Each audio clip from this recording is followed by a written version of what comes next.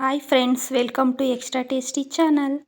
Please ನಮ್ಮ channel subscribe ಮಾಡಿ, ಪಕ್ಕದಲ್ಲಿರೋ ಬೆಲ್ಲೈಕನ್ ಕ್ಲಿಕ್ ಮಾಡಿ. ದಿನ ನಾನು ಸ್ವೀಟ್ ರೆಸಿಪಿ ಜೊತೆ ಬಂದಿದ್ದೀನಿ. ಅದೇ ಬಾದುಷಾ. 1 ಕಪ್ ಮೈದಾ ಹಿಟ್ಟು ತೊಗೊಂಡಿದ್ದೀನಿ, ಅರ್ಧ ಕಪ್ ರವೆ, ಸ್ವಲ್ಪ ತುಪ್ಪ ಮತ್ತು ಎಣ್ಣೆನ ಬಿಸಿ ಮಾಡಿ ತೊಗೊಂಡಿದ್ದೀನಿ, 1 ಕಪ್ ಸಕ್ಕರೆ, 1 ಏಲಕ್ಕಿ, 1 ಚಿಟಿಕೆ ಸೋಡಾ ತೊಗೊಂಡಿದ್ದೀನಿ. ಒಂದು ಪ್ಲೇಟ್ ತೊಗೊಂಡು ಅದಕ್ಕೆ ಮೊದಲು ಮೈದಾ ಹಿಟ್ಟನ್ನ ಹಾಕೋತಾ ಇದ್ದೀನಿ. ಎಲ್ಲ ಇದೇ ಥರ ಮೆಜರ್ಮೆಂಟಲ್ಲೇ ಮಾಡಿ, ತುಂಬ ಚೆನ್ನಾಗಿ ಬರುತ್ತೆ. ನಂತರ ಅರ್ಧ ಕಪ್ಪು ರವೆ ತೊಗೊಂಡಿದ್ನಲ್ಲ, ಅದು ಹಾಕ್ತಾಯಿದ್ದೀನಿ. ಮಧ್ಯ ಈ ಥರ ಹೋಲ್ ಥರ ಮಾಡ್ಕೋಬೇಕು.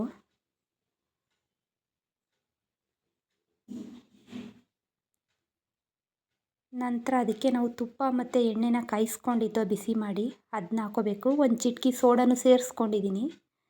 ನಂತರ ಅದರಲ್ಲೇ 1/4 ಕಪ್ಪಷ್ಟು ನೀರನ್ನ ಹಾಕ್ತಾಯಿದ್ದೀನಿ. ನೋಡಿ, ಎಲ್ಲ ಮಿಶ್ರಣನೂ ಚೆನ್ನಾಗಿ ಮಿಕ್ಸ್ ಮಾಡ್ಕೋತಾ ಬರಬೇಕು.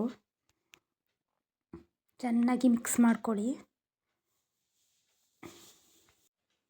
ಚೆನ್ನಾಗಿ ಇಟ್ಟು ಒಂದಕ್ಕೊಂದು ಮಿಶ್ರಣ ಆಗಂಗೆ ಕಲಿಸ್ಕೊಳ್ಳಿ.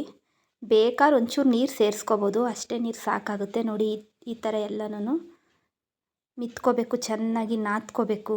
ನೋಡಿ, ಚೆನ್ನಾಗಿ ನಾದ್ಕೋಬೇಕು. ತುಂಬ ಸ್ವೀಟು ಇಷ್ಟಪಡೋರು ತುಂಬ ಟೇಸ್ಟಿಯಾಗಿ ಚೆನ್ನಾಗಿರುತ್ತೆ. ನೋಡಿ, ಇದನ್ನ ಸ್ವಲ್ಪ ಸ್ವಲ್ಪ ಈ ಥರ ಕೈಯಲ್ಲೇ ಸ್ಮ್ಯಾಶ್ ಮಾಡಿ, ನೋಡಿ ಈ ಥರ ಉಂಡೆಗಳು ಮಾಡಿ ಮಾಡಿ ಮಾಡಿ ಇಟ್ಕೋಬೇಕು.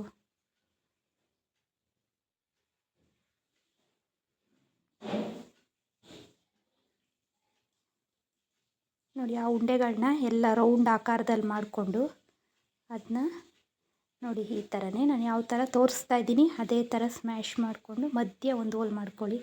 ಇದೇ ಥರ ಮೆಜರ್ಮೆಂಟಲ್ಲಿ ಎಲ್ಲನೂ ಮಾಡ್ಕೊಂಡಿದ್ದೀನಿ. ನಂತರ ಒಂದು ಬಾಣಲೆಲಿ ಎಣ್ಣೆ ಕಾಯಕ್ಕಿಟ್ಟಿದ್ದೆ.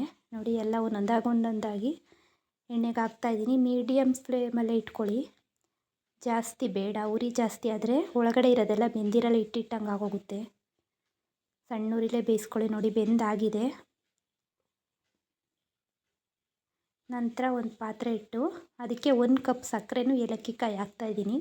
ಏಲಕ್ಕಿ ಕಾಯಿನ ಕುಟ್ಟ ಹಾಕಿಲ್ಲ ನಾನು, ಅದು ಜಾಸ್ತಿ ಫ್ಲೇವರ್ ಬರುತ್ತೆ ಅಂತ. ನೋಡಿ, ಸಕ್ಕರೆ ಮುಳುಗಷ್ಟು 1/4 ಕಪ್ಪಷ್ಟು ನೀರು ಹಾಕಬೇಕು, ಜಾಸ್ತಿ ನೀರು ಹಾಕ್ಕೋಬಾರ್ದು. ಇದನ್ನ ಒಂದೆಡೆ ಪಾಕ ಮಾಡ್ಕೋಬೇಕು. ನೋಡಿ, ಒಂದೆಡೆ ಪಾಕ ಆಗಬೇಕು. ಸಣ್ಣ ಉರಿಲೇ ಇಟ್ಕೊಂಡು ಪಾಕ ಮಾಡ್ಕೊಳ್ಳಿ. ಹಿಂಗೆ ಮುಟ್ಟು ನೋಡಿದಾಗ ಒಂದೆಡೆ ಬರಬೇಕು. ನೋಡಿ, ಆ ಥರ ಮುಟ್ಟು ನೋಡಿದ್ರೆ ಒಂದೆಡೆ ಆಗುತ್ತೆ. ನಂತರ ಇದಕ್ಕೆ ಚೂರು ನಿಂಬೆಹಣ್ಣು ಹಿಂಡ್ತಾಯಿದ್ದೀನಿ.